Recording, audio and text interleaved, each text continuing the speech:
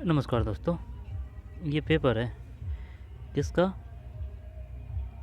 परीक्षा का नाम एवं कोड पशु परिचर एनिमल अटेंडेंट सीधी भर्ती 2023 तृतीय चरण है। और पेपर कोड C09 परीक्षा की दिनांक है 2/12/2024, यानी कि एग्ज़ाम लगी है 2/12/2024। ठीक है। भर्ती कब की है? 2023 की है। भर्ती 2023 की है और पेपर लगा है 2/12/2024 को। ठीक है। तृतीय चरण है ये। तो इसको अपन क्यों पढ़ रहे हैं? इसको इस वजह से पढ़ रहे हैं क्योंकि एक तो ये ओल्ड क्वेश्चन पेपर है। दूसरी बात, अभी इसकी आंसर की जारी की गई है ना। आंसर की डेट बताता हूँ, देख 24/1/2025 को आंसर की जारी की गई है। 24/1/2025 को। ठीक है। तो इस वजह से पढ़ रहे हैं क्योंकि एक तो ओल्ड क्वेश्चन पेपर है, दूसरी बात इसमें history, political, geography, science, general science, इसके सभी के शानदार क्वेश्चन हैं। क्योंकि ओल्ड क्वेश्चन पेपर होते हैं वो काफ़ी इंपॉर्टेंट होते हैं, यहाँ से ही तोड़ मरोड़ के क्वेश्चन दिए जाते हैं। ठीक। सबसे best authentic book RBSC NCERT Hindi ग्रंथ अकादमी, ये पढ़ी। इसके बाद में जितने हो सके ओल्ड क्वेश्चन पेपर, चाहे वो किसी भी भर्ती के, किसी भी बोर्ड के, किसी भी परीक्षा के, या फिर किसी भी स्टेट की एग्ज़ाम हो, निकालो, क्योंकि अपने सिलेबस के हिसाब से। ठीक है। तो चलिए शुरू करते हैं। राजस्थान में अधिकतम वर्षा से प्राप्त होती है। ये दक्षिण पश्चिमी मानसून है, गुमराह करने के लिए दिए हैं और ऑप्शन। दक्षिण पश्चिम मानसून एक में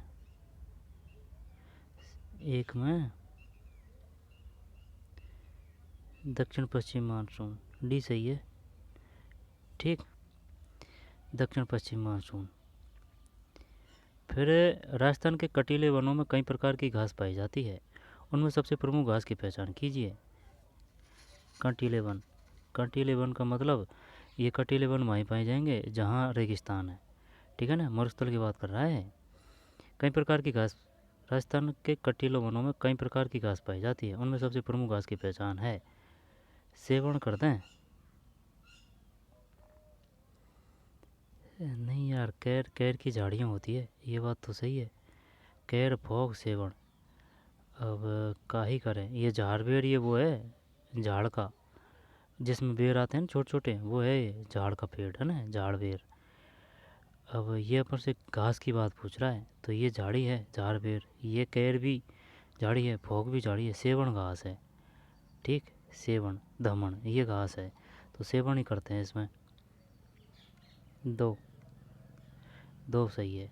तो झाड़ी कौन कौन सी है? फॉग है ना, फॉग, कैर। कैर कैर कैर की बमूड़ी देखी होगी काफ़ी, कैर की बमूड़ी है ना, या फिर बमूल, कैर की बमूली। ये फॉग, कैर और झाड़ बेर, ये वही है वेर।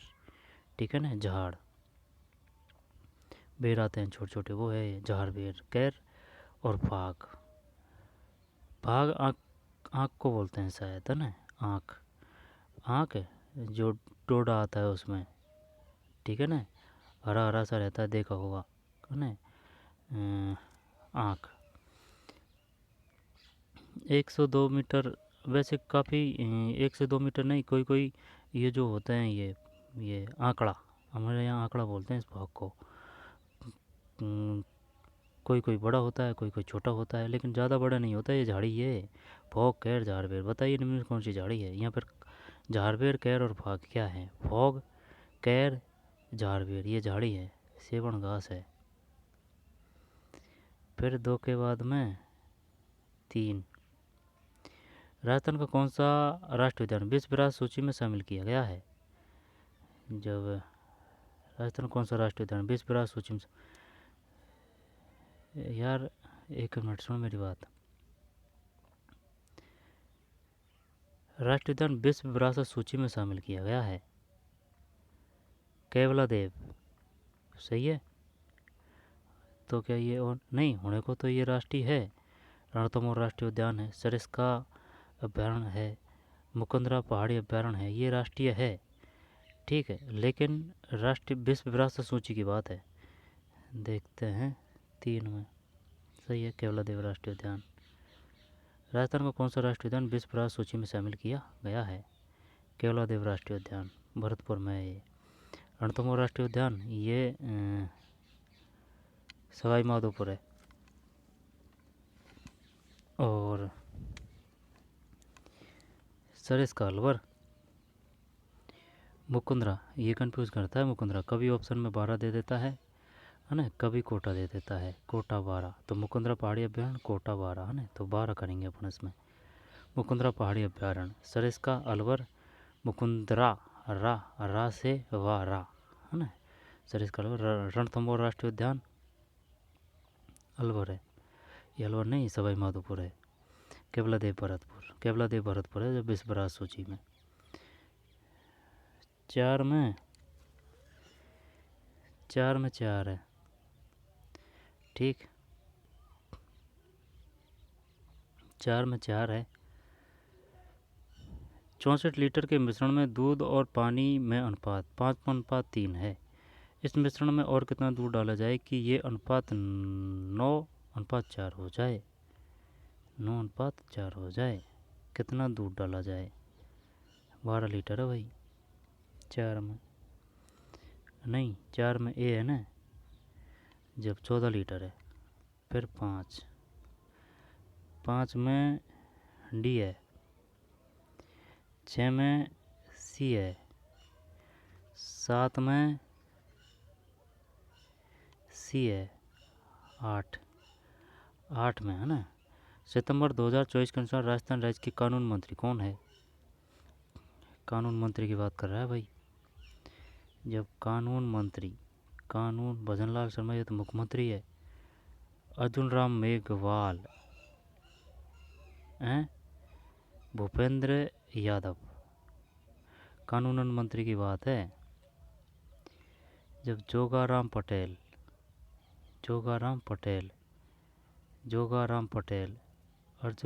अर्जुन राम मेघवाल है ना, भजनलाल शर्मा तो है नहीं है। कानून मंत्री कौन है? कानून मंत्री पूछ लिया इसने। जब चल यही करते हैं अर्जुन राम मेघवाल, यहाँ पर भूपेंद्र यादव नहीं, अर्जुन राम मेघवाल करते हैं। 8 में गलत है।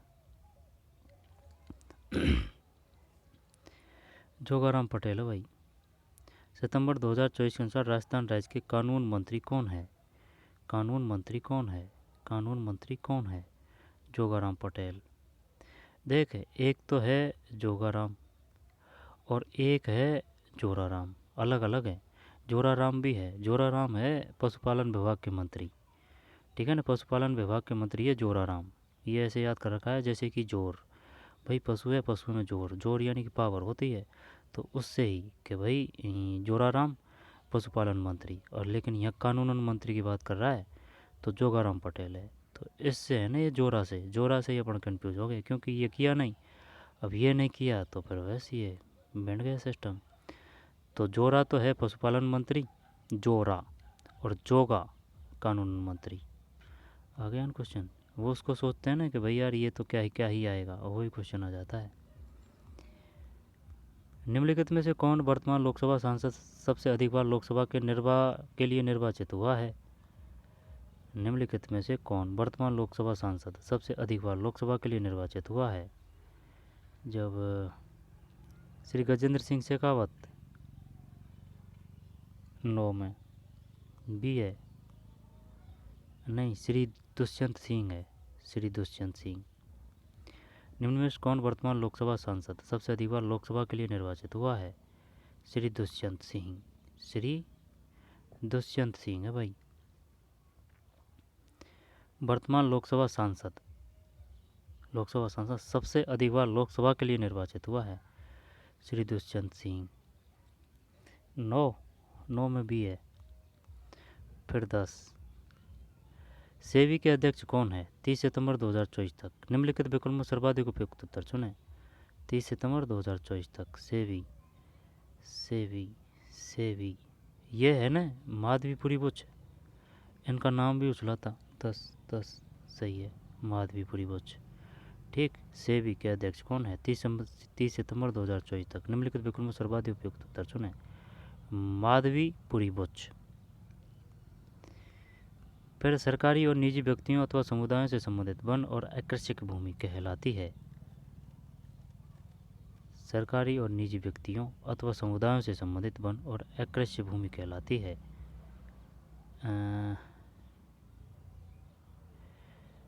अवर्गीकृत वन 11 सही है। अवर्गीकृत वन, यहाँ से क्वेश्चन आ रहे हैं। रक्षित वन किसे कहते हैं, आरक्षित वन किसे कहते हैं और निजी वन किसे कहते हैं। जब आरक्षित का मतलब हो गया रिजर्व फॉरेस्ट, वन जीवन है ये रिजर्व फॉरेस्ट में रहते हैं। और रक्षित वन प्रोटेक्ट फॉरेस्ट, ठीक है ना, सरकार के द्वारा सुरक्षित है, लेकिन इनमें आज्ञा या परमिशन लेके ही जाया जाता है और फिक्स टाइम के आधार पर कि भाई आप 10 से जाएंगे, फिर 4 या 5 बजे फिर वापस आ जाएंगे आप, और इतनी मात्रा में ही आप ले सकते हैं, ज़्यादा नहीं, वो तो रक्षित वन है।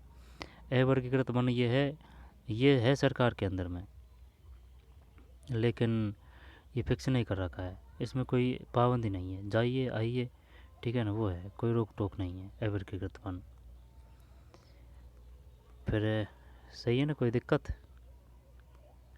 सरकारी और निजी व्यक्तियों अथवा समुदायों से संबंधित वन और अकृषि भूमि कहलाती है। निम्नलिखित विकल्प सर्वाधिक उपयुक्त उत्तर चुनें।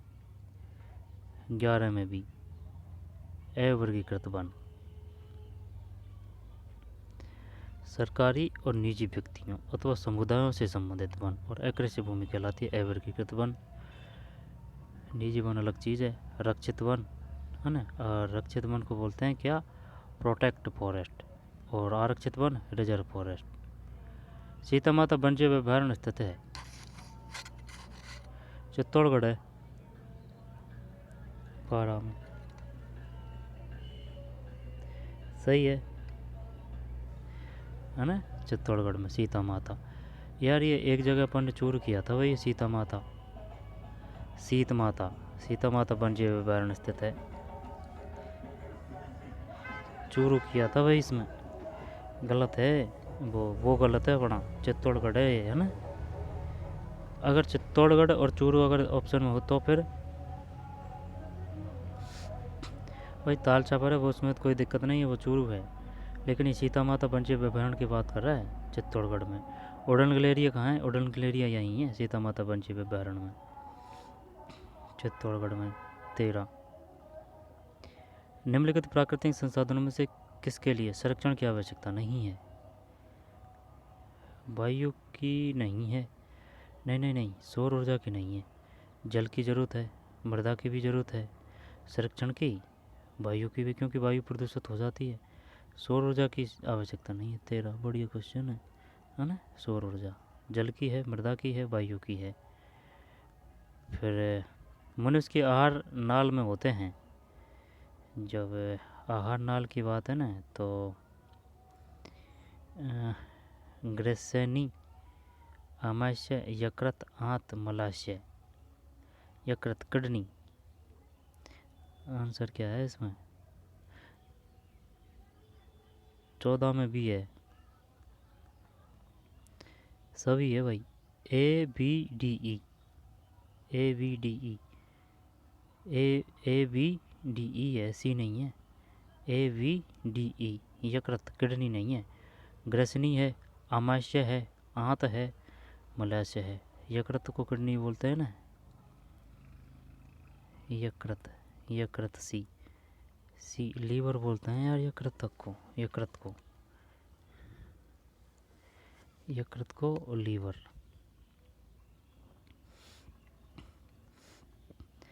ग्रेसनी फूड पाइप है ना, और आमाशय को ऑटोमाच, लीवर तो पेट को बोलते हैं, लीवर है ना, यकृत है, लीवर यकृत।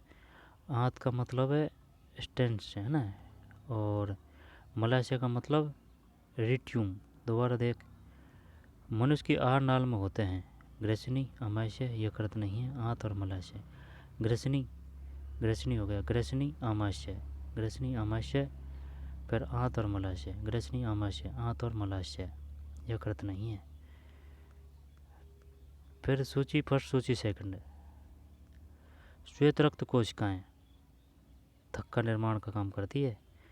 कोशिकाएं इसमें निलंबित होती है, ऑक्सीजन से आवधित होकर इसे शरीर के विभिन्न भागों में पहुंचाती है। रोगाणु से लड़ना ये श्वेत रक्त कोशिकाओं की बात है। सी में 4 एकदम कतई सही है।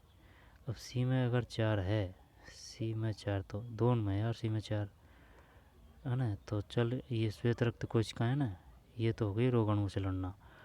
और रक्त प्लाजा ये थक का निर्माण है। ए में 3, ए में 3, सी में 4, ए में 3, ए में 3 तो कोई सामी को नहीं, रक्त प्लाजा।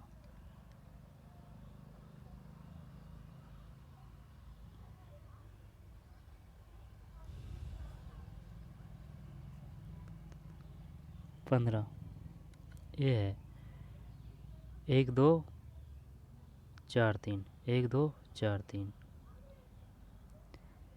1 2 और ये 4 है और ये 3 है। रक्त प्लाजा कोशिकाएं इसमें रक्त प्लाजा कोशिकाएं इसमें निलंबित होती है,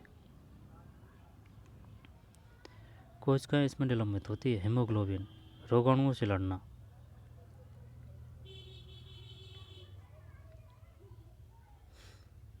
आराम से गलत कर दिए। 15 में ए, 15 में ए का मतलब है 1 2 4 3, 1 2 4 3, 1 2 ये 4 है और ये 3 है।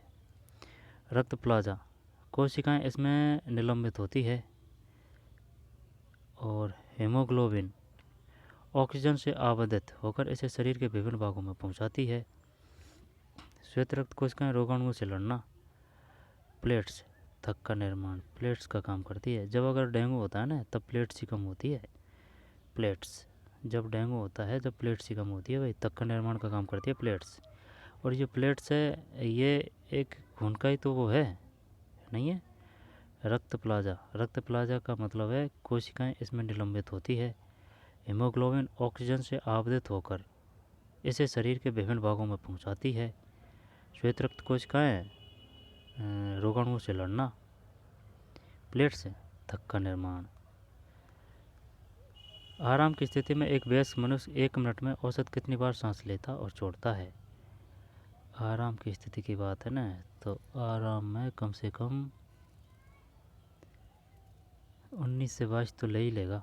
16 नहीं, 15 से 18 है, 15 से 18। आराम की स्थिति में एक वयस्क मनुष्य 1 मिनट में औसत कितनी बार सांस लेता और छोड़ता है। 15 से 18।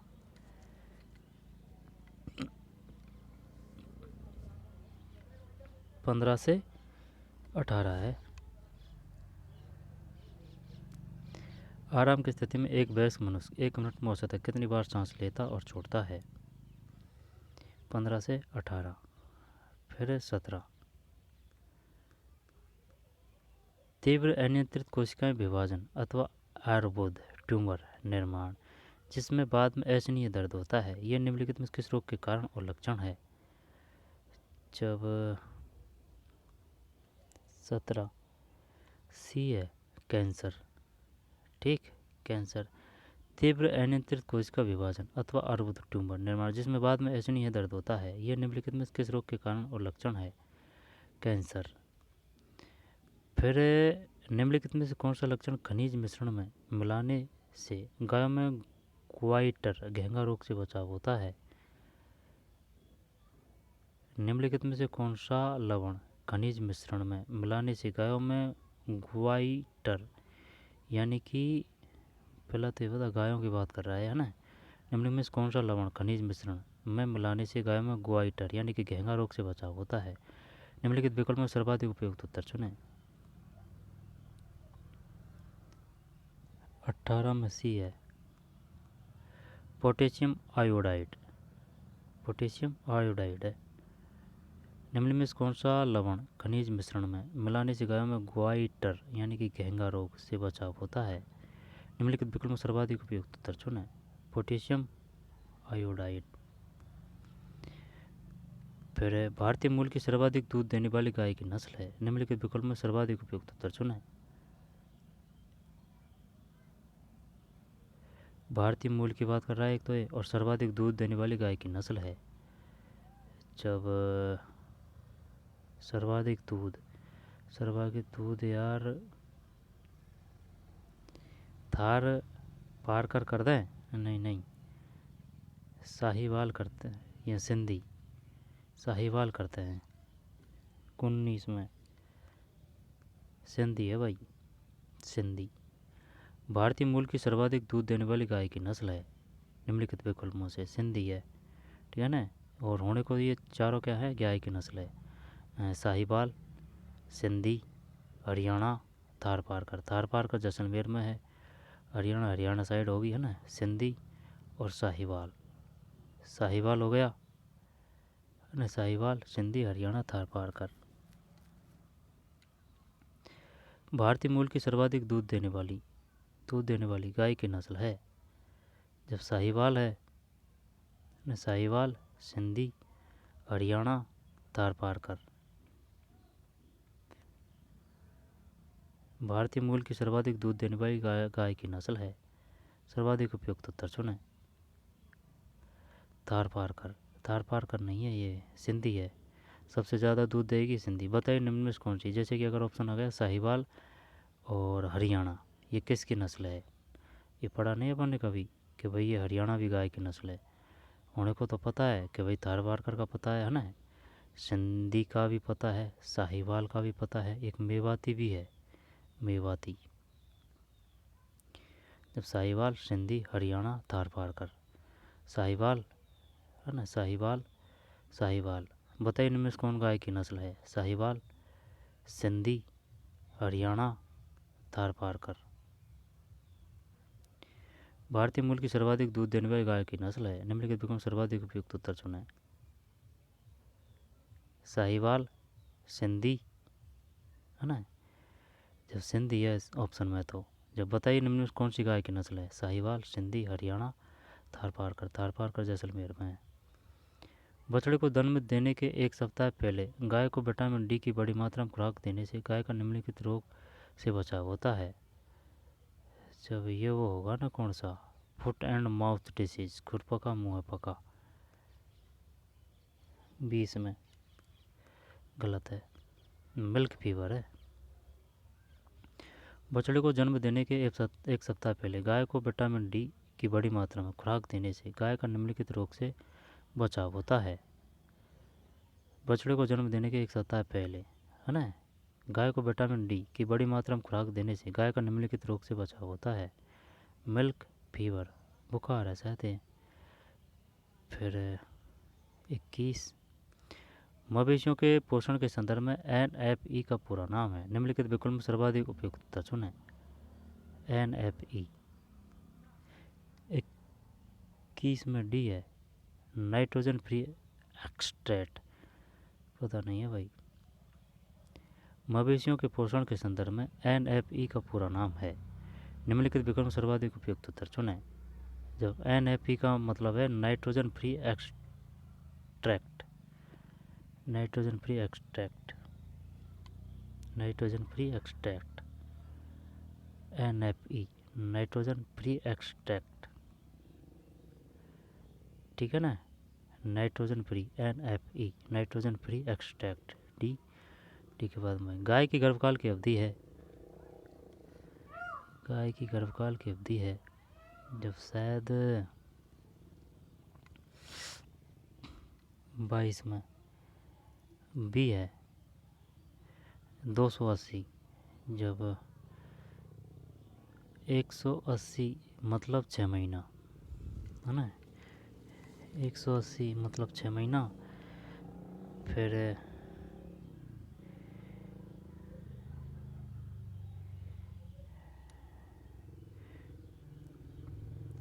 280 है ना, 280 में 3 का भाग देते हैं, 3 एकम 3, 3 3 3 4 3 9 3 4 3 15 3 18 3 7 21 3 8 24, 3 नाम 27, 27 9 9 और 1 10, यानी कि 9 महीना और 10 दिन हो गया है, 281 दिन, 9 महीना और 10 दिन हो गया भाई ये, 281 दिन। अच्छा, 9 महीना और 10 दिन, ठीक, 9 महीना और 10 दिन।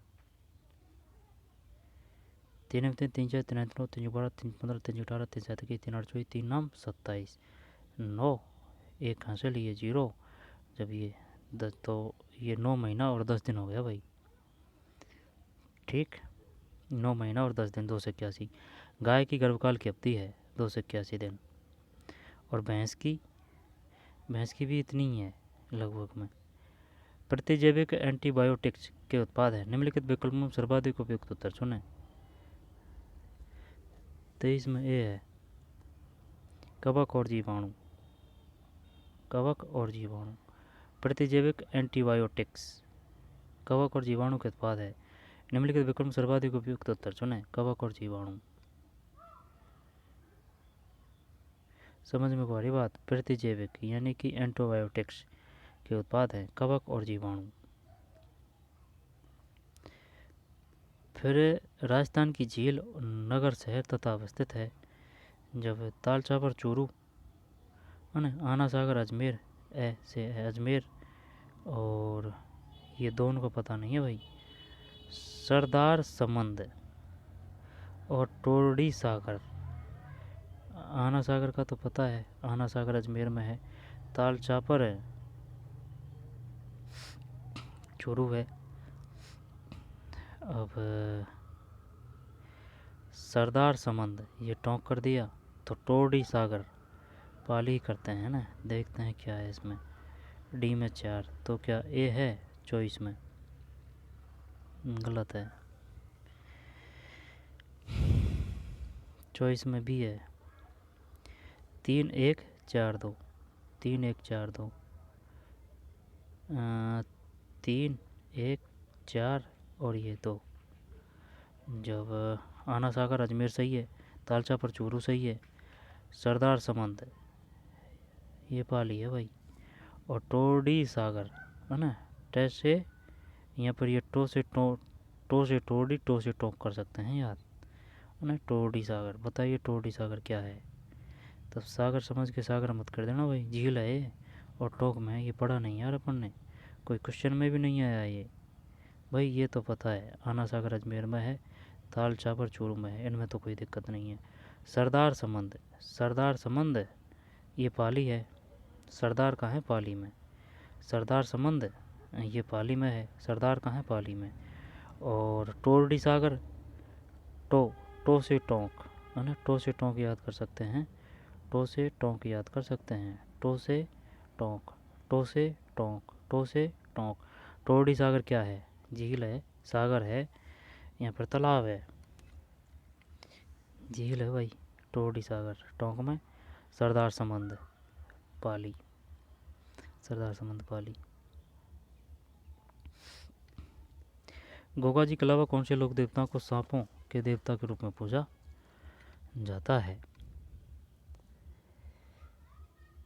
तेजाजी, प्रोफेसर रामदेव जी। अब बता पावो जी तो ऊँटों के देवता है, ये तो है नहीं है ना। तेजाजी परबतसर में मेला। रामदेव जी रामदेवरा, मल्लीनाथ जी तल्लीनाथ जी, तेजाजी ही करते हैं। 25 में सही है भाई, तेजाजी ठीक। गोगा जी के अलावा कौन से लोक देवता को सांपों के देवता के रूप में पूजा जाता है? तेजाजी। पाबू जी में ऊ की मात्रा है ऊ है ना, तो ऊँट में भी ऊ की मात्रा है, तो ऊँट ऊ की मात्रा से ऊ, पाबू जी ऊँटों के देवता है। तेजाजी में तय है, तो ये परवत्सर है ना। रामदेव जी रामदेवरा है, मल्लीनाथ जी तल्लीनाथ जी ये 4 हाथों वाले देवता कहे जाते हैं है ना, वही है शायद। हाँ, तेजाजी परवत्सर।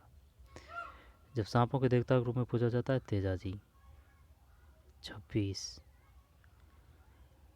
संतों का जीवन वृत्तांत जो कि राजस्थानी भाषा में काव्य रूप में उपलब्ध है कहा जाता है। ये एक क्वेश्चन आ रहा है यहाँ से। संतों का जीवन वृत्तांत जो कि राजस्थानी भाषा में काव्य रूप में उपलब्ध है कहा जाता है। काव्य की बात कर रहा है, जब काव्य की है ना, तो का ही करें इसमें। बात तो कहानी होगी, ये काव्य की बात कर रहा है। प्रकाश पृथ्वीराज रासो है ना, बचनी का, और देखते हैं पारची ही करते हैं है ना। दखन क्या मानता है 26 में? पारची सही है भाई, पारची सही है। 26 में भी।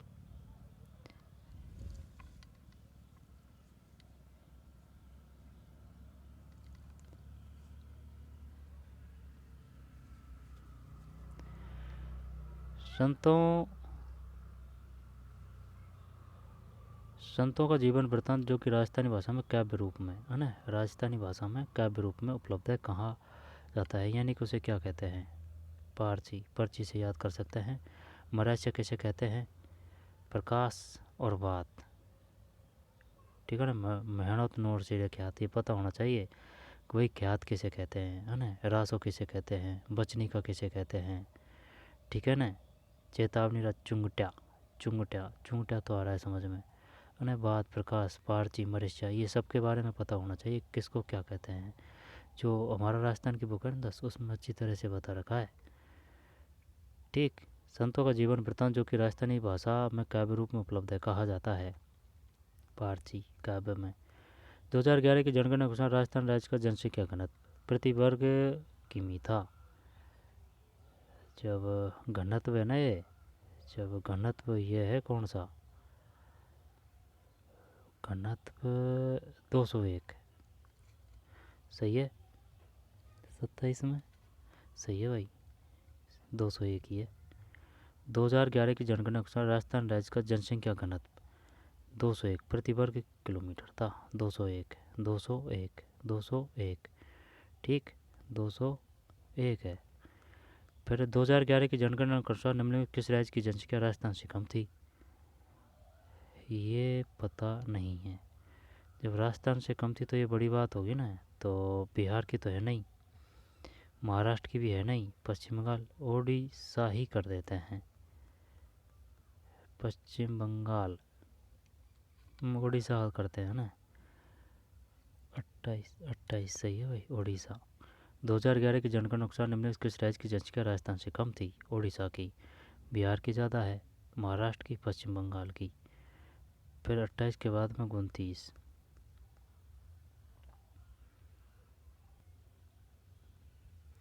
दो 2011 की जनगणना के अनुसार राजस्थान का लिंग अनुपात था 926, सही है क्या? 926। अब ये जो ऑप्शन है ना वो दे रखा है, वो देता है ज़्यादातर जो भी क्वेश्चन है उसमें जो अपने पढ़ रखे हैं या फिर जो किसी न किसी से संबंध रहा है, ठीक है ना, तब, और वो अपने पढ़ रखा है और याद कर रखा है और वो उनको ऑप्शन में देता है वो, तो इससे अपन कंफ्यूज हो जाते हैं, तभी क्वेश्चन टफ बनता है। और अगर करेक्टली याद है तो अपन गुमराह नहीं होंगे, बता देंगे। देखते हैं क्या है भैया इसमें, 29 में ए है, 926 सही है। 2011 की जनगणना के अनुसार राजस्थान का लिंग अनुपात था, है ना, 926 926 926। फिर 30 में ए है, फिर 31 में,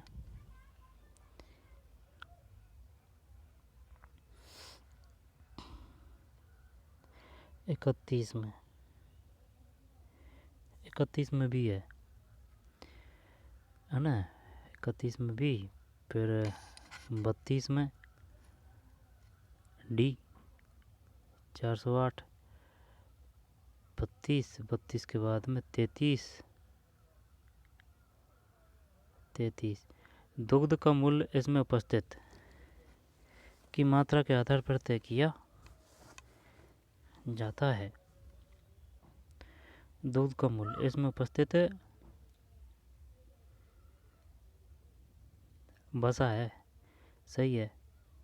दूध का मूल्य इसमें उपस्थित बसा, 33 सही है, बसा है ना। सबसे ज़्यादा वसा मिलती है भैंस के दूध से। लेकिन अगर ये आ जाए कि ये तो ठीक है, भैंस के दूध से, दूध में सबसे ज़्यादा वसा भैंस के दूध में है, लेकिन अगर ये पूछ लिया कि सबसे ज़्यादा वसा किस से मिलती है, तो वसा मिलेगी किससे? अंडे से, ठीक। अगर दूध भी है तो दूध को छोड़ देगा पीछे, अंडा है। दूध का मूल्य, अंडा के बाद में देख, अंडा अंडा के बाद में मछली के बाद में फिर आएगा दूध भैंस का। 33 में सी सही है ना। बस हाँ। कैसीन सकल दुग्ध प्रोटीन का कितने प्रतिशत होती है? कैसीन सकल दुग्ध प्रोटीन का कितने प्रतिशत होती है? पता कौन है भाई? 34 में बी। 80 से 83 है। 80 से 83। कैसीन सकल दुग्ध प्रोटीन का कितने प्रतिशत? तो जब कैसीन कहते किसे हैं? ये कैसीन है ना, ये जो दूध में ही पाया जाता है कैसीन। कैसीन सकल दूध प्रोटीन का कितने प्रतिशत होती है? 80 से 83। 80 से 83%। निम्नलिखित में से हरे चारे का चयन कीजिए। निम्नलिखित विकल्पों में सर्वाधिक उपयुक्त उत्तर चुनें। जब बरसीम और ल्यूसर्न, सरसों की खली, धान का भूसा, जई का भूसा। हरे चारे का चयन कीजिए। जब देख धान का भूसा, ये तो हरे की बात कर रहा है ना। धान का भूसा ये तो सूख गया। जई का भूसा ये भी सूखा है। सरसों की खली ये भी सूखा है। हरे की बात है तो ये हो सकता है भाई बरसीम और ल्यूसर्न। देख आंसर 35 सही है। 35 में है ना, बरसीम और ल्यूसर्न। निम्नलिखित में से हरे चारे का चयन कीजिए। बरसीम और ल्यूसर्न, जबकि सरसों की खली नहीं है, जई का भूसा नहीं है, सूखा है, ये बात कर रहा है हरे की। तो बरसीम और ल्यूसर्न। फिर 36। राजस्थान की कौन सी नदी विंध्याचल पर्वत के मेंढा स्थान से निकलती है? जब राजस्थान की कौन सी नदी विंध्याचल पर्वत के मेंढा, मेंढा ये कौन सी जगह है भाई? मेंढा स्थान से निकलती है। राजस्थान की कौन सी नदी विंध्याचल पर्वत के मेंढा स्थान से निकलती है? कौन? ये गारंटी सु है ना, यह है देख सुन। चंबल तो जाना पाप है। विंध्याचल पर्वत, तो विंध्याचल पर्वत कहाँ है? इधर मध्य प्रदेश साइड है या फिर उधर है हिमालय साइड है। और लूनी नदी, लूनी नदी तो अजमेर से है ना। बाणगंगा, यार माही नदी करें क्या तो इसमें? चलिए यही देखते हैं। विंध्याचल पर्वत श्रेणी वही है शायद इधर ही, जैसे कि जानापा पहाड़ियाँ है ना। देख क्या है 36 सही है भाई। 36 में भी माही, माही नदी राजस्थान को दो बेर या कर्क रेखा को दो बेर काटती है। ठीक, दो बेर काटती है माही नदी। राजस्थान की कौन सी नदी विंध्याचल पर्वत के मेंढा, ये अपन को बिल्कुल पता नहीं है दूर दूर तक कि ये उद्गम स्थल पूछ लिया इसने कि माही नदी का उद्गम स्थल है विंध्याचल पर्वत के, है ना। विंध्याचल पर्वत के मेंढा स्थान से निकलती है। जब लूनी ये तो अजमेर से निकलती है। नाग पहाड़ी सही है, सही है ना। नाग पहाड़ी लूनी नदी। चंबल जानापा पहाड़ियाँ है ना मध्य प्रदेश। बाणगंगा ये पता नहीं है, ये पता नहीं है। जयपुर साइड से निकलती है शायद ये नाहरगढ़, नाहरगढ़ पहाड़ी कुछ इधर से निकलती है बाणगंगा। अब और देख लेना भाई, बाणगंगा श्योर नहीं है। माही का ये हो गया, माही नदी है ना। माही नदी कहाँ है? भीलवाड़ा में।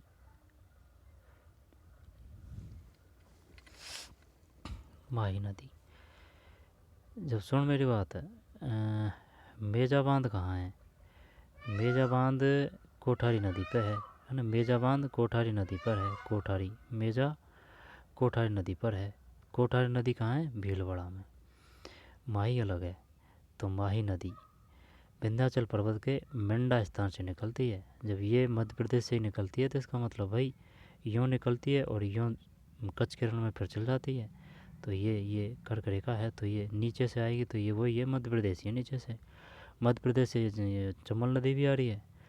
ये अपन को बिल्कुल ध्यान नहीं है। विंध्याचल पर्वत के मेंढा स्थान से, मेंढा मेंढा मेंढा मेंढा, विंध्याचल पर्वत के मेंढा स्थान से निकलती है। ध्यान देना इस पे, विंध्याचल पर्वत के मेंढा मेंढा स्थान से निकलती है। निम्नलिखित में राजस्थान की सबसे बड़ी कृत्रिम झील कौन सी है? कृत्रिम तो ये वो है ना डीडवाना, प्राकृतिक उदय सागर, जय संबंध है। पिछोला भी कृत्रिम प्राकृतिक है। पिछोला डीडवाना खारी है। उदय सागर ये पता नहीं है खारी है कि मीठी है। पिछोला डीडवाना उदय सागर पिछोला, जय संबंध है कृत्रिम। 37 सही है, जय संबंध राज संबंध। राजस्थान में ग्रीष्म ऋतु में गर्म शुष्क और धूल भरी पवन चलने लगती है जिन्हें लू कहा जाता है। ये तो सही है बात तेरी, लू, लेकिन है ना ये भी किसी तरह की पवन वगैरह है। ये ताकू, पोहन, सिरोको पता होना चाहिए इनका कि ये कहाँ है। ताकू है या फिर ताकू और पोहन क्या है? ये भाई धूल भरी पवन है ना। ताकू और पोहन सिरोको, ताकू पोहन सिरोको, ठीक। 38 में सी है। 38 में सी है। राजस्थान में ग्रीष्म ऋतु में गर्म शुष्क और धूल भरी पवन चलने लगती है ना, लू कहा जाता है। ताकू कहाँ है, कहाँ चलती है ना, किस देश में है, किस प्रकार की पवन है? होने को तो पवन ही है। ताकू, पोहन और सिरोको। आगे चलते हैं, ध्यान देना इन पे है ना। फिर निम्नलिखित में कौन सी कुक्कुट, ये कुक्कुट मुर्गी की बात आ रही है, चिकन की एक देसी नस्ल है? जब ये अपना नाम ही होगा देसी में तो। रोड आइलैंड रेड ये विदेशी नाम लग रहा है। प्लाईमाउथ विदेशी। वाइट लैंगहॉर्न विदेशी। ये असली अपनी हो सकती है। 39 सही है, असली है, ठीक है। अपन से ज़्यादा वो ये पूछ सकता है, बताइए निम्न में से ये किसकी वो है वैरायटी या फिर नस्ल है? प्लाईमाउथ, वाइट लेगहॉर्न, रोडे आइलैंड रेड। रोडे आइलैंड रेड। जब प्लाईमाउथ है ना, प्लाईमाउथ विदेशी है ये, लेकिन वो बात तो तेरी ठीक है, ये विदेशी है, लेकिन ये तो पता होना चाहिए ना कि भाई ये किसकी वैरायटी है। प्लाईमाउथ है ना मुर्गी, प्लाईमाउथ वाइट लेगहॉर्न मुर्गी, रोडे आइलैंड रेड मुर्गी असील अपनी है। राजस्थान के मारूराई का मूलतः है, ऊँट के चरवाहे हैं, सही है। 40 में ऊँट के चरवाहे। समाकलन के भाग के रूप में राजस्थान राजस्व बोर्ड की स्थापना कब हुई? समाकलन के भाग के रूप में राजस्थान राजस्व बोर्ड की 49, चल देखते हैं अगर ये मान लेता है तो ना।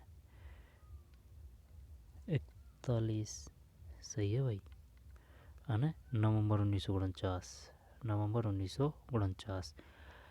समाकलन के भाग के रूप में राजस्थान राजस्व बोर्ड की स्थापना कब हुई?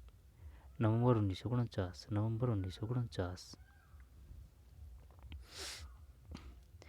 समाकलन के भाग के रूप में राजस्थान राजस्व बोर्ड की स्थापना कब हुई? नवंबर 1949 है, ठीक। समाकलन के भाग के रूप में राजस्थान राजस्व बोर्ड की स्थापना कब हुई? नवंबर 1949।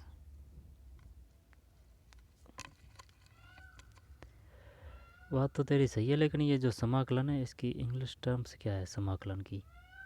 ए part a integration when was the Rajasthan board of revenue stabilized.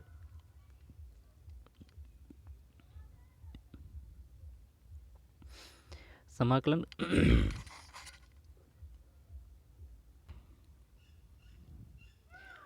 समाकलन के भाग के रूप में राजस्थान राजस्व बोर्ड की स्थापना कब हुई?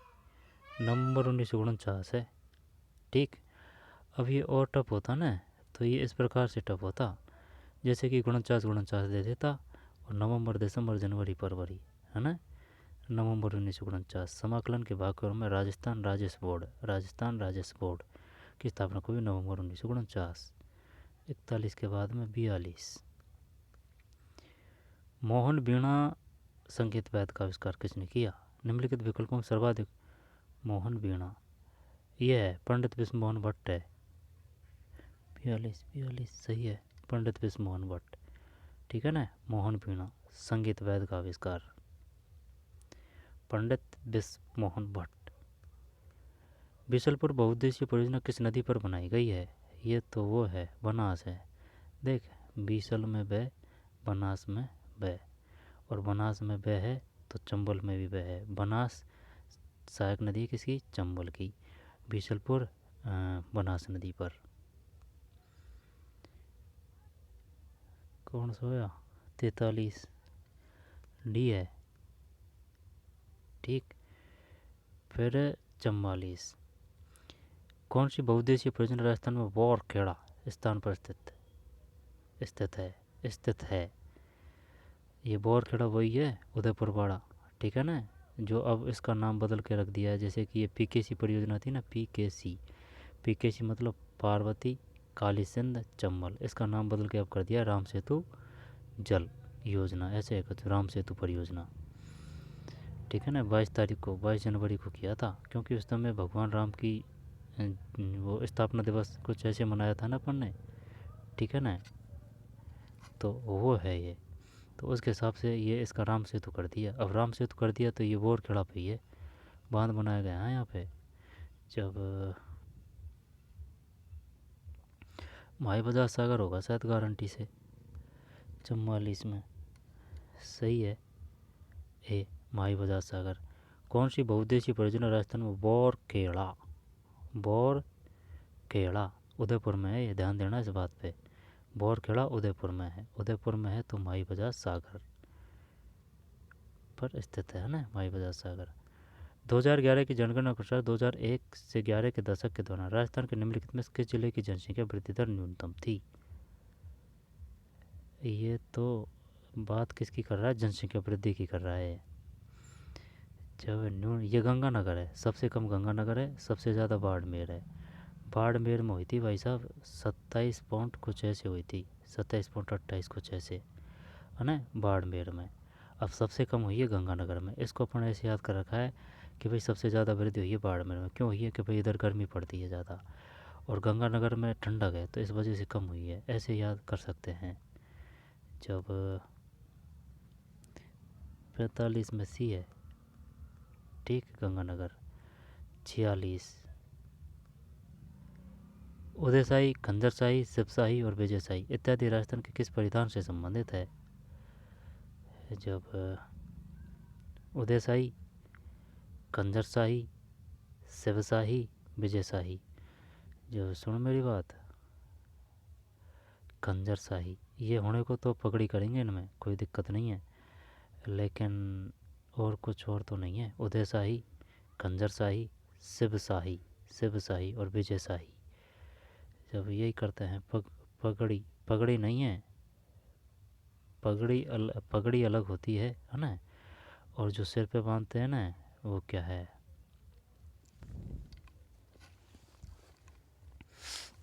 वही है, पगड़ी है। अंगरखी अलग है, कुर्ता वगैरह बोलते हैं अंगरखी। धोती, दुपट्टा।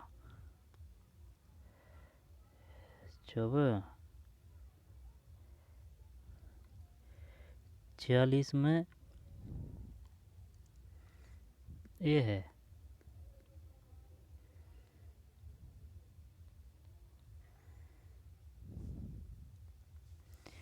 उदयशाही, खंजरशाही। सही है ना, ये तो सही है, लेकिन क्वेश्चन इस प्रकार से भी दे सकता है वो कि खंजरशाही, खंजर से चाकू मत कर देना भाई, खंजरशाही।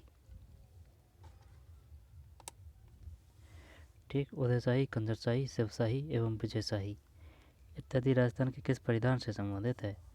और बात तो तेरी सब सही है। उदयशाही और खंजरशाही भी पगड़ी है। उदयशाही पगड़ी, खंजरशाही पगड़ी, शिवशाही पगड़ी, विजयशाही पगड़ी। अब वो देना चाहे तो इस प्रकार से दे सकता है कि बताइए निम्नलिखित में से कौन सा पगड़ी का एक रूप है। अलग अलग ऑप्शन दे देगा उसमें, और एक दे देगा विजयशाही या फिर एक खंजरशाही दे देगा। खंजर शाही देगा कि खंजर से कि हाँ भाई चाकू है ना, लेकिन पकड़ी है उदय शाही, उदय शाही, खंजर शाही, शिव शाही, विजय शाही। 40 में है पकड़ी। फिर कालबेलियों के प्रमुख वैद्य का नाम बताइए।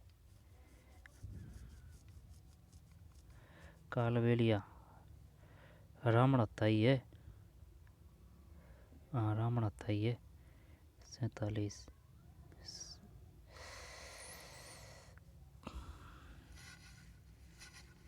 गलत है भैया, पड़ गया न चक्कर। कालबेलियों के प्रमुख वैद्य का नाम बताइए। पूंगी है ये। आई बात समझ में? जैसे कि ये पूंगी, देख ये पूंगी,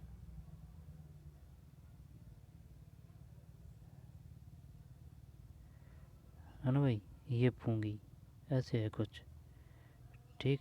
ये पूंगी है ना, ये पूंगी, ये है पूंगी। कालबेलियों के प्रमुख वैद्य का नाम बताइए। पूंगी है ये। सारंगी, रावण हत्था। तो ये बता अब इनमें कौन तत्वैद्य है? कौन तत्वैद्य है? कौन तत्वैद्य है? अलगो? नहीं नहीं नहीं, सुन मेरी बात। अपन कंफ्यूज होते हैं, एक तो अलगोजा में और एक कमायता में। जब अपन ने कमायचा है ना, कै मा ये चा, कमायचा। कमायचा को ऐसे याद कर रखा है, चा का ता कर दिया अपन ने। कमायता, कमायता, ता से ता हो गया, ता से तय, यानी कि तत्वैध। अगर तत्वैध पूछेगा तो उसमें ज़्यादातर तय आएगा। तो जैसे कि कमायता, कमायता ये कमायचा किस प्रकार का है? तत्वैध है ये। अब रावण हत्ता, ये भी तत्वैध है। रावण हत्ता तत्वैध, ये सही है। सारंगी ये हो गया वो, है ना। और पूंगी 47 में डी, ठीक। कालबेलियों के प्रमुख वैद्य का नाम बताइए। निम्नलिखित विकल्प में सर्वाधिक उपयुक्त उत्तर चुनें। जब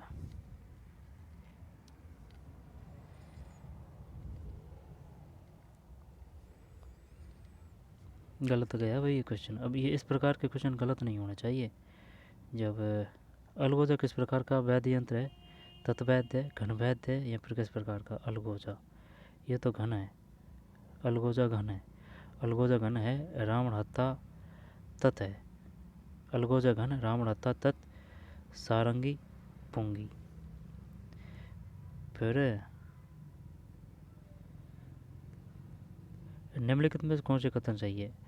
बर्फ का पिघलना एक रासायनिक परिवर्तन है। बर्फ का पिघलना, नहीं नहीं, ये भौतिक परिवर्तन है। और दूध से दही का बनना एक रासायनिक परिवर्तन है, ये सही है। दूध से दही। लोहे में जंग लगना, दूध से दही का बनना, नहीं। लोहे में जंग लगना एक, हाँ ये सही है। जल में लवण का घुलना एक भौतिक, हाँ ये हो सकता है जब कथन सही है। देख 48 में सी है, यानी कि B C D, B C D है ना, बी सी और डी। बर्फ का पिघलना एक रासायनिक नहीं, नहीं है, ये भौतिक है, भौतिक। दूध से दही का बनना एक रासायनिक परिवर्तन है, सही बात है। दूध से दही का बनना एक रासायनिक परिवर्तन उसको कहते हैं जैसे कि ये कोई पदार्थ है। अब ये कोई पदार्थ है और इसमें ये जो कोई सी क्रिया भी होके ये दूसरा पदार्थ बन रहा है। अब ये पदार्थ से इसको दोबारा अगर स्थापित किया जा सकता है तो वो तो हो गया भौतिक, यानी कि पदार्थ को फिर दोबारा वही अवस्था में ला सकते हैं, तो वो तो हो गया भौतिक। और जो कोई पदार्थ है और इसमें जो क्रिया हो रही है, अब क्रिया होने के बाद में इसको दोबारा उसी पदार्थ की अवस्था में नहीं ला सकते, तो वो रासायनिक परिवर्तन है। अब दही को अपन दूध बना सकते हैं? नहीं बना सकते, है ना। दूध से दही का बनना ये रासायनिक परिवर्तन है। लोहे में जंग लग जाती है तो जंग के बाद में जो लोहा है उसको दोबारा लोहा बना सकते हैं? नहीं बना सकते ना। जो है लोहे में जंग लगना रासायनिक। जल में लवण का घुलना एक भौतिक परिवर्तन है, सही है। लवण को निकाल सकते हैं पानी को सुखा के, ठीक, हाँ ये सही है। तो ये थोड़ा बहुत माइनर डिफरेंट है में भौतिक में और रासायनिक में, तो ये पता होना चाहिए। राजस्थान के जयपुर में स्थित प्रथम श्रेणी हवाई अड्डा जहाँ से घरेलू एवं अंतर्राष्ट्रीय उड़ानें संचालित होती है कहलाता है। ये तो वो है सांगानेर जयपुर में। तो राणा प्रताप हवाई अड्डा ये चित्तौड़गढ़ है। डॉक्टर बाबा साहब अम्बेडकर हवाई अड्डा ये कहाँ है? चल ये हो गया ना 49 में ये सांगानेर हवाई अड्डा। फिर 50 राजस्थान में पाए जाने वाले पलाश के वनों की विशेषता है। जब ये वन उन क्षेत्रों में पहले हैं जहाँ धरातल पथरीला एवं कठोर है। पलाश चल देखते हैं ना। ये पहाड़ियों के उन क्षेत्रों में प्रचुर मात्रा में पाए जाते हैं जहाँ पठारी भूमि उपलब्ध है। इस प्रकार के वन केवल माउंट आबू क्षेत्रों में पाए जाते हैं। ये वन मैदानों में पाए जाते हैं जहाँ कंकड़ है और मृदा कम मात्रा। ए और बी तो कतई सही है। तो ए और बी दोनों तो दोनों में आ रहा है ए भी। ये वन मैदानों में पाए जाते हैं जहाँ कंकड़ है और मृदा कम मात्रा में पाई जाती है। माउंट आबू में भी पाए। चौका क्वेश्चन है भाई। 50 में सी का मतलब समझ रहा है? A B D A B और डी ये नहीं है। ये वन उन क्षेत्रों में पहले हैं जहाँ धरातल पथरीला एवं कठोर है। ठीक है। ये पहाड़ियों के उन क्षेत्रों में प्रचुर मात्रा में पाए जाते हैं जहाँ पठारी भूमि उपलब्ध है। ये वन उन क्षेत्रों में पहले हैं जहाँ का धरातल पथरीला एवं कठोर है। पलाश के वनों की बात है। ये पहाड़ियों के उन क्षेत्रों में प्रचुर मात्रा में पाए जाते हैं जहाँ पठारी भूमि उपलब्ध है। ये वन मैदानों में भी पाए जाते हैं। ये वन मैदानों में पाए जाते हैं जहाँ कंकड़ है और मृदा कम मात्रा में पाई जाती है। अच्छा, तो ये कंकड़ है ना, ज़्यादातर कंकड़ वहीं मिलेंगे जहाँ नदी रही है या फिर नदी का वो प्रवाह क्षेत्र रहा है। ठीक है। ये वन उन क्षेत्रों में पहले हैं जहाँ धरातल पथरीला एवं कठोर है। सही बात है। ये पहाड़ियों के उन क्षेत्रों में प्रचुर मात्रा में पाए जाते हैं जहाँ पठारी भूमि उपलब्ध है। पठारी। ये वन मैदानों में पाए जाते हैं जहाँ कंकड़ है और मृदा कम मात्रा में पाई जाती है। चौका क्वेश्चन है। माउंट आबू में नहीं पाए जाते भाई ये। फिर एक ही क्वेश्चन आ रहा है पूरा पेज में, ये है ना। हाँ, 2 क्वेश्चन आ रहे हैं। मृदा के प्रकार और सर्वाधिक महत्वपूर्ण विशेषताएं। जब देख काली मृदा ये तो वो है, रेगुलर मृदा भी बोलते हैं इसको। स्वयं जोत हो जाती है इसमें। तब चीका प्रधान मृदा, जल धारण में शोषण क्षमता कम पाई जाती है। जल धारण एवं शोषण क्षमता नहीं ये करते हैं अपन इसमें। मरुस्थलीय मृदा, जल धारण में शोषण क्षमता कम पाई जाती है, सही बैठता है इस पर। लाल पीली मृदा, रेतीली दोमट संरचना होती है। यार सुन, मरुस्थलीय मृदा का कर क्या करेगा? मरुस्थलीय में रेतीली दोमट जो मरुस्थलीय मृदा है इसमें जल धारण शोषण क्षमता कम पाई जाती है। ये बात तो सही है। तो चल मैं यही कर रहा हूँ, रेतीली दोमट संरचना। नहीं, बी में अपन ये 3 करते हैं। बी में 3 है यार, छोड़। 51 में डी है। 2 3 4 1। 3 का मतलब ये था 3 ऑप्शनों में 3 है, टाइम लगती तो इस वजह से है ना। जब 51 में डी 2 3 4 1 2 3 4 1 जब देखें 2 3 4 और ये 1 है। लाल पीली मृदा, जब ये लोयांस की मौजूदगी है इसमें। अच्छा, ये पीली की वजह से लोयांस की मौजूदगी नहीं करी। अगर लाल लाल होती ना तो अपन लोयांस की मौजूदगी कर देते इसमें। लाल पीली मृदा लोयांस की मौजूदगी है। बताइए वह कौन सी मिट्टी है जिसमें लोयांस की मौजूदगी है? लाल पीली मृदा। मरुस्थलीय मृदा, जल धारण एवं शोषण क्षमता कम पाई जाती है। ये बात तो सही थी अपनी, लेकिन क्या थी? 3 ऑप्शन में 3 था भाई। काली मृदा ये भी ठीक था अपना। चीका प्रधान मृदा, जलोढ़ मृदा, रेतीली दोमट संरचना होती है। ये सही है। इसमें जो ये है ना, ये मरुस्थलीय मृदा की जो विशेषता दे रखी है ना, वो विशेषता इसकी भी होती है भाई। इसमें जल धारण कम होती है, होने को तो होती है लेकिन कम होती है, शोषक क्षमता कम पाई जाती है। पानी जैसे कि ये मिट्टी है, अब इस मिट्टी में अगर पानी छोड़ेंगे ना तो वह कुछ ही रहेगा, कुछ ही समय तक रहेगा ऊपर, इसके बाद में ये पी जाती है पानी, ये मिट्टी पी जाती है पानी को, अंदर चल जाता है। काली मिट्टी में पानी भरा ही रहता है भाई साहब, महीना 2-2 महीना तक। ठीक कपास के लिए उपयुक्त है। जब लाल पीली मृदा, क्या किया था अपन ने इसमें, जब देख मरुस्थलीय मृदा का तो ये हो गया, जल धारण एवं शोषक क्षमता कम पाई जाती है। काली मृदा का चीका प्रदान हो ही गया। जलोढ़ मृदा का ये रेतीली दोमट संरचना कर ही दी अपन ने। लाल पीली लोहे अंश की मौजूदगी, सही है। जब ये पीली से चक्कर पड़ गया कि भाई पीली में लोहे अंश होगा क्या, लाल अगर होती तो कर देते, तो लाल पीली मृदा इसमें लोहे अंश की मौजूदगी होती है। ठीक साहब, लोहे अंश की मौजूदगी। मरुस्थलीय जो मृदा है जल धारण व शोषण क्षमता कम पाई जाती है। काली जो मिट्टी है उसमें उसको चीका प्रधान मृदा भी कहते हैं, रेगुर मृदा भी कहते हैं। इसमें जोत हो जाती है इसमें, क्योंकि तरेड़ चल जाती है इसमें, तरेड़ यानी दरार। जलोढ़ मृदा ये रेतीली दोमट संरचना होती है, रेतीली दोमट संरचना, रेतीली दोमट संरचना जलोढ़। कोई दिक्कत, कोई दिक्कत नहीं। तो लाल पीली लोहे अंश की मौजूदगी, मरुस्थली जलधारण शोषण क्षमता कम पाई जाती है। काली मृदा चीका प्रधान, जलोढ़ मृदा रेतीली दोमट संरचना होती है। ध्यान देना इस पे, जलोढ़ मृदा रेतीली दोमट संरचना होती है। फिर दांतों पर सोने की परत चढ़ाने का प्रक्रम कहलाता है। ये तो वो है ना कंदोरा, कैसे कंदोरा कैसे कमर है ये तो। ठीक, ये मोकड़ी का पता नहीं है यार, ये मोकड़ी कहाँ पहना जाता है। मोकड़ी, मोकड़ी शानदार है, मोकड़ी, मोकड़ी, मोकड़ी पता नहीं यार, मोकड़ी ये कौन सा आभूषण है भाई। राखन, राखन या फिर चूप, ये सोने की परत की बात कर रहा है ये।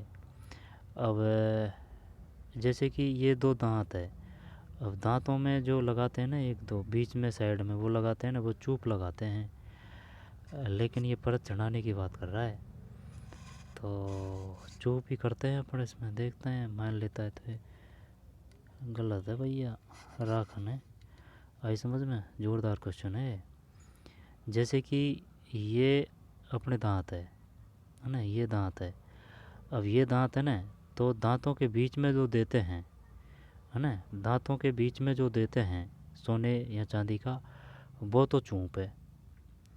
और ये परत की छिनाने की बात है, जैसे कि 2-3 दांत है आगे के, जो मेन फ्रंट के जो दांत है दो, जो हंसते हैं तब दिखते हैं, तो भाई उनमें ये करवा दिया, परत छनवा दी सोने की, तो वो राखन है। हो गया ना गलत, ये पढ़ा नहीं यार, ये राखन का और क्या। ठीक, कंदोरा ये तो कमर में पहना जाता है, कर्णोक्ति कंदोरा कमर में, इसमें तो कोई दिक्कत नहीं है। मोकड़ी ये पता नहीं है भाई, मोकड़ी है ना, देखेंगे यार इसको। मोकड़ी, मोकड़ी और चुप तो बता ही दिया। अब रही बात राखन की, ये वो है दांतों के ऊपर है ना। चल आगे चल, आनंद आ रहा है क्वेश्चनों में। फड़केवाचक कौन थे, फड़केवाचक कालवेलिया कर दे, नहीं नहीं भोपा है फड़केवाचक, फड़केवाचक। ये तो ठीक है, तेरी बात मान ली है ना, चल भोपा है या फिर कुछ और भी है, लेकिन ये बता जो कालवेलिया है उनका नृत्य कौन सा है, कालवेलियों का नृत्य, प्रमुख नृत्य कौन सा है। अब बता, कालवेलियों का प्रमुख नृत्य, कालवेलियों का प्रमुख गबरी हैं, गबरी। तो तेरह ताली नृत्य, तेरह ताली नृत्य आएगा शायद यार कालवेलियों का। ये है ना, ये एकदम क्लियर कटर सीधा सट्ट याद होना चाहिए, इस प्रकार मामला नहीं बैठेगा भाई कि कालवेलिया किसका नृत्य है, ठीक है ना। या फिर बंजारों का कौन सा नृत्य है, या फिर ये तो फड़का तो भोपा भोपा हो जाएगा, या फिर कालवेली जनजाति। जैसे कि तेरह ताली, तेरह ताली सुन मेरी बात, तेरह ताली जो नृत्य है ना, तेरह ताली बैठ के किए जाते हैं, है ना, मजीरा बजाए जाते हैं उसमें, हाथ पैरों में बांध के वगैरह वगैरह, तो वो तो केवल कालबेलिया का है, उसमें कोई दो राय नहीं है ना, कालबेलिया है।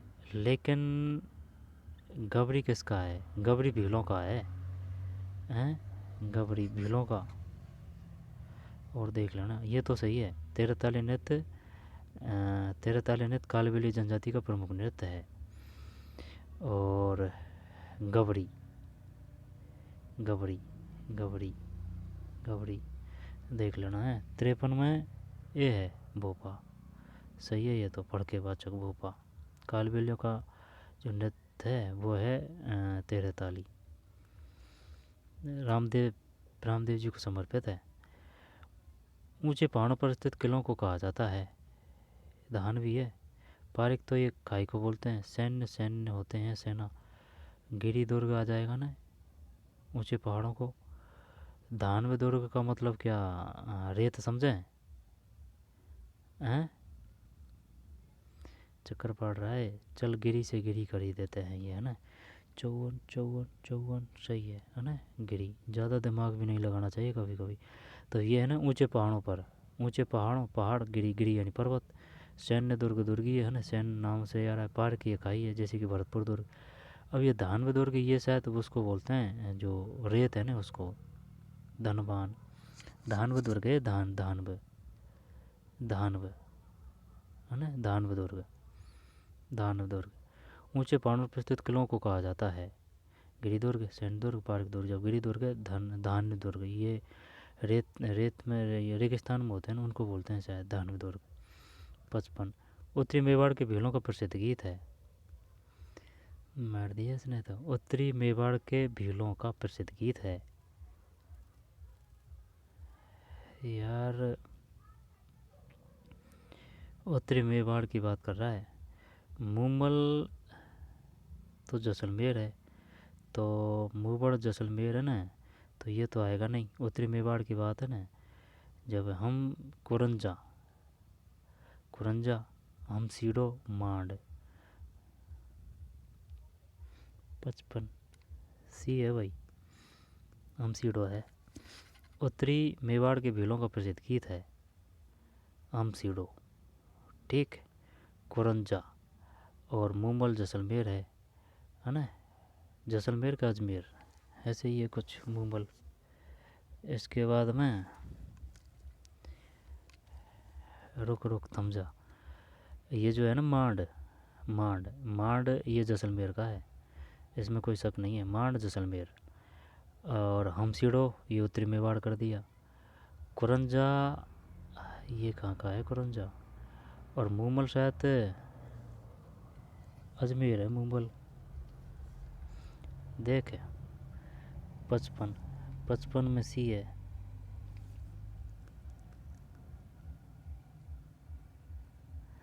उत्तरी मेवाड़ के भीलों का प्रसिद्ध गीत है जब हम सीडो है, हम सीडो। उत्तरी मेवाड़ के भीलों का प्रसिद्ध गीत है हम सीडो, ठीक है। मुंबल, मुंबल ये शायद जैसलमेर का है, मुंबल है ना, ये अजमेर का। तो मांड जैसलमेर का यार, मुंबल अजमेर नहीं है यार, क्या पता यार। मुंबल, मुंबल, मांड, मांड जैसलमेर है, ये तो सही है। मुंबल ये कौन सा है, मुंबल, मुंबल अजमेर कर दें क्या इसमें, चल जाने देना। कुरंजा, हमसीडो ये उत्तरी मेवाड़। फिर कौन सी इमारत झुंझुनू का हवा महल के नाम से विख्यात है? निम्नलिखित विकल्प में सर्वाधिक उपयुक्त। जब ये झुंझुनू का हवा महल, खेत, 56 डी है, खेतड़ी का महल ही है भाई। कौन सी इमारत झुंझुनू का हवा महल के नाम से विख्यात है? झुंझुनू का हवा महल के नाम से विख्यात है। सर्वाधिक उपयुक्त उत्तर चुने। खेतड़ी महल है, खेतली महल। जसवंत तड़ा जोधपुर, लालगढ़ प्लेस बीकानेर, जग मंदिर उदयपुर आएगा ये गारंटी से। जब देख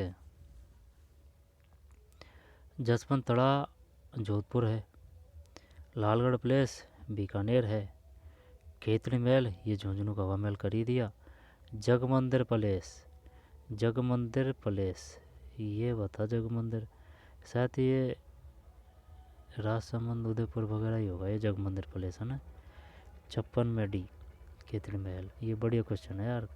झुंझुनू का हवा महल, खेतड़ी का महल, जसवंत तड़ा जोधपुर, लालगढ़ प्लेस बीकानेर, जगमंदिर ये राजसमंद नहीं है पर उदयपुर कुछ ऐसे है, ये जगमंदिर उदयपुर है शायद। और देख लेना ना खेतड़ी महल। गागरोन किला कहाँ पर स्थित है? गागरोन गे दो बेर आ रहा है तो झालावाड़ है, 57 में, सही है ना झालावाड़। फिर झालावाड़ हो गया गागरोन का। डॉक्टर पीके सेठी ने रामचंद्र के साथ मिलकर क्या आविष्कार किया? डॉक्टर पीके सेठी ने रामचंद्र के साथ जयपुर घुटना, जयपुर पाम ही करते हैं है ना सेठी जी, हाँ जयपुर पाम ही करते हैं, जयपुर फुट। 58 में डी सही है।